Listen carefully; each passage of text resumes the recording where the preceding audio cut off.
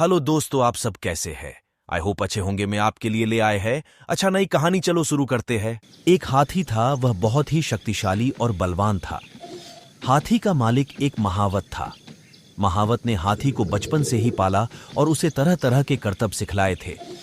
महावत प्रतिदिन हाथी को बाजार ले जाता था और हाथी बाजार में करतब दिखलाता था, जिसे देखकर लोग अत्यंत प्रसन्न होते थे और हाथी के ऊपर पैसा न्योछावर करते थे।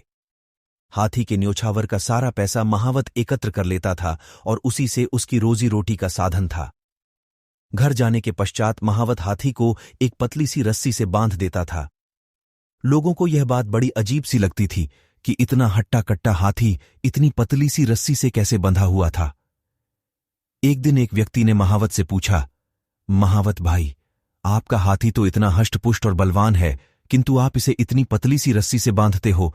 हाथी जब चाहे इस रस्सी को बड़ी ही आसानी से तोड़ सकता है, फिर भी वह ऐसा नहीं करता। इसका क्या कारण है? उस व्यक्ति की बात सुनकर महावत बोला, कई साल पहले जब मैं हाथी को जंगल से लेकर आया था, तब हाथी छोटा था। तब मैं इसे इसी तरह की पतली सी रस्सी से बांधा करता था। उस समय हाथी बहुत छोटा था। उसने कई बार इस रस्सी को तोड़ने का प्रयास किया, किंतु बचपन में वह इसे नहीं तोड़ सका। धीरे धीरे उसके मन में यह बात बैठ गई कि वह कभी भी इस रस्सी को नहीं तोड़ पाएगा।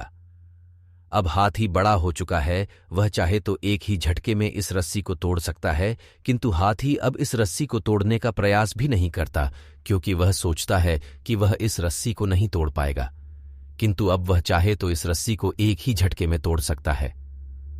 व्यक्ति को सारी बात समझ में आ गई कि किसी भी जीव के दिमाग में जो बात बैठ जाए, वह सारी उम्र उसके संग रहती है।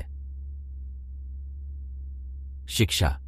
हाथी की कहानी से हमें शिक्षा मिलती है कि जो बात बचपन में हमारे दिलों दिमाग में बैठ जाती है, वह सारी उम्र साथ रहती है। इसीलिए बच्चों को बचपन में अच्छी सीख देनी चाहिए, ताकि वह सारी उम्र उस पर अमल कर सकें। कहानी अच्छी लगी तो वीडियो को लाइक करना, कमेंट में बताना और ऐसी नए नए कहानियां सुनने के लिए चैनल को सब्सक्राइब करें।